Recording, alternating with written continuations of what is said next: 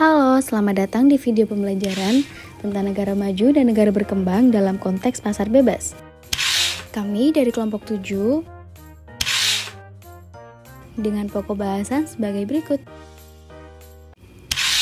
Pernah gak sih kalian dengar istilah tentang negara maju dan negara berkembang?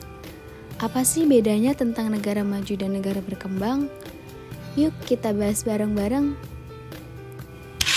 Negara maju merupakan istilah yang digunakan untuk menyebut negara dengan standar hidup yang tinggi, yang didukung oleh kemajuan teknologi dan juga pemerataan ekonomi. Yang pertama, mari kita bahas tentang kemajuan teknologi. Di negara maju, transportasinya sudah sangat canggih dan juga efisien. Seperti kereta cepat yang ada di Shinkansen Jepang yang mampu melaju dengan kecepatan 300 km per jam. Sementara itu, ada juga kereta maglev yang menggunakan teknologi relativasi magnetik yang kecepatannya bahkan bisa mencapai 600 km per jam. Nah, selain itu, di negara maju, teknologi robotik berkembang pesat dan semakin banyak digunakan dalam berbagai bidang.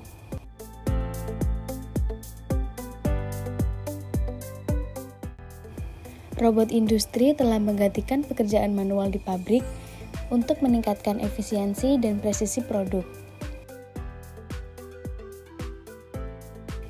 Dan bahkan, di rumah tangga, robot asisten seperti Roomba mempermudah pekerjaan sehari-hari. Dalam bidang militer, negara maju juga mengembangkan drone otonom untuk misi pengintaian dan serangan presisi tanpa risiko bagi prajurit. Selain itu, negara maju juga memiliki mesin konstruksi yang canggih untuk membangun infrastruktur yang lebih cepat dan juga efisien. Salah satu contohnya adalah LSJ-932 atau sebuah mesin yang dirancang khusus untuk memasang jembatan dengan presisi tinggi. Pada bidang ekonomi, negara maju pendapatan per kapitanya tinggi. Pendapatan rata-rata penduduk sekitar 10.000 US dollar atau lebih per tahun atau sekitar 144,1 juta rupiah. Nah, di negara maju, mayoritas penduduk bekerja di bidang industri dan juga jasa. Contohnya di bidang manufaktur seperti industri otomotif dan juga industri elektronik. Di negara maju lebih banyak kegiatan ekspor daripada impor. Hal tersebut dikarenakan mereka memiliki industri yang kuat, teknologi yang canggih, dan produk berkualitas tinggi yang diminati oleh pasar global. Contohnya negara Jerman. Negara Jerman menjadi eksportir utama mobil dengan kualitas tinggi, dan juga Amerika Serikat menjadi eksportir teknologi seperti Apple, Microsoft, dan juga pesawat. Angka pengangguran di negara maju tergolong rendah. Hal tersebut dikarenakan di negara maju memiliki ekonomi yang stabil, banyak lapangan pekerjaan, serta pendidikan dan pelatihan yang mendukung tenaga kerja terampil. Berikut merupakan persebaran negara maju di berbagai benua. Yang pertama, Asia, yakni negara Jepang, Korea Selatan, Singapura, dan Australia. Di Eropa, yang pertama Inggris, Prancis, Finlandia, Spanyol, Jerman, Italia, Swedia, dan Denmark. Terakhir, Amerika Utara terdapat Amerika Serikat dan juga Kanada. Sedangkan negara berkembang adalah negara yang masih dalam proses meningkatkan kesejahteraan ekonomi, sosial, dan juga infrastrukturnya agar mencapai tingkat yang lebih maju. Karakteristiknya negara berkembang, pendapatan per kapitanya rendah.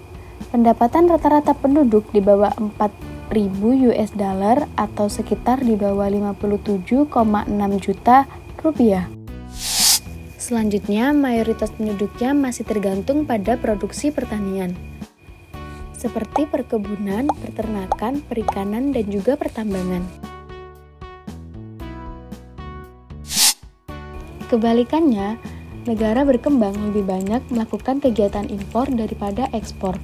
Hal tersebut dikarenakan negara berkembang kurang memiliki teknologi yang memadai dan masih perlu dikembangkan. Contohnya, negara Indonesia masih sering mengimpor alat-alat elektronik dari Cina seperti handphone, televisi, dan laptop.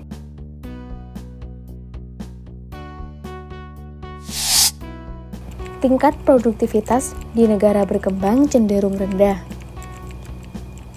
Karena keterbatasan teknologi, pendidikan yang kurang merata, serta infrastruktur yang belum memadai, sehingga lapangan pekerjaan yang tersedia pun terbatas. Berikut merupakan persebaran negara berkembang di berbagai benua.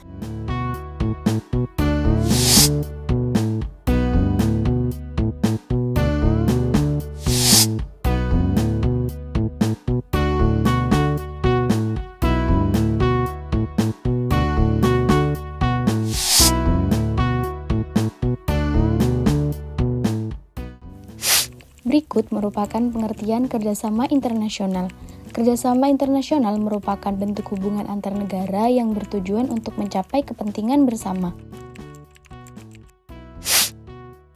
Sedangkan kerjasama regional adalah bentuk kolaborasi antar negara-negara yang berada dalam satu kawasan atau wilayah tertentu untuk mencapai tujuan bersama. Selanjutnya adalah kerjasama bilateral dan multilateral. Kerjasama bilateral merupakan bentuk kerjasama yang berlangsung antara dua negara dengan tujuan memenuhi kepentingan bersama dan menciptakan keuntungan bagi kedua belah pihak. Sedangkan kerjasama multilateral adalah bentuk kerjasama internasional yang melibatkan 3 atau lebih negara dengan tujuan mencapai kepentingan bersama di berbagai sektor. Bentuk kerjasama negara maju dan negara berkembang. Negara maju dan negara berkembang bekerja sama dalam berbagai bidang seperti perdagangan, investasi, dan juga teknologi. Kerjasama berdasarkan letak geografisnya terdapat kerjasama regional atau kerjasama antar negara dalam satu kawasan, contohnya ASEAN.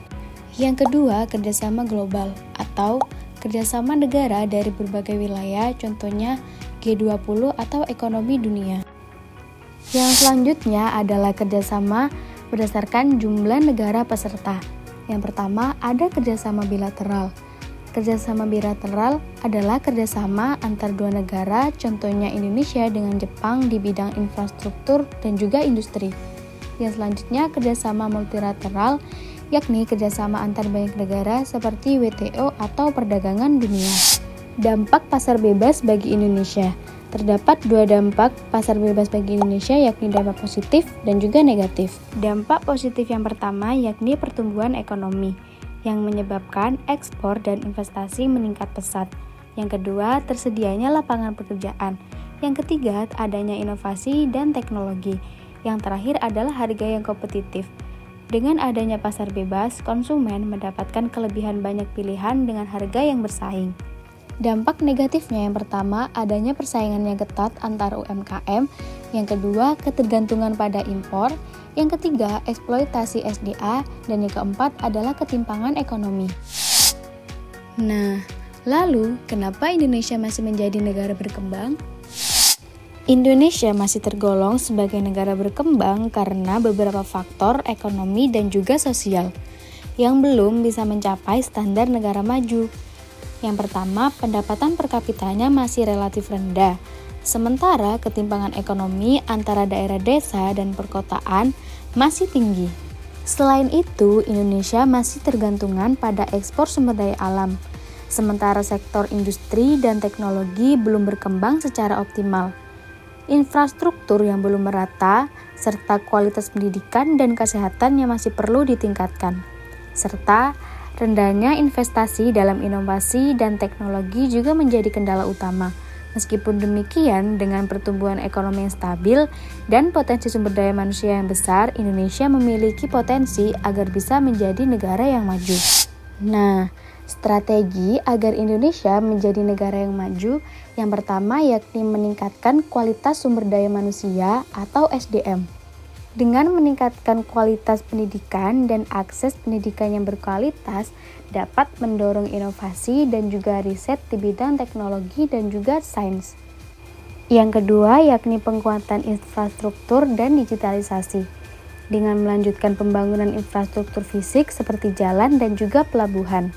Yang ketiga, meningkatkan daya saing ekonomi dan juga industri. Dengan mendorong industrialisasi berbasis nilai tambah, bukan hanya ekspor bahan mentah saja. Baik, sekian video pembelajaran mengenai negara maju dan negara berkembang dalam konteks pasar bebas. Semoga dapat menambah wawasan kita semua. Sekian, terima kasih. Wassalamualaikum warahmatullahi wabarakatuh.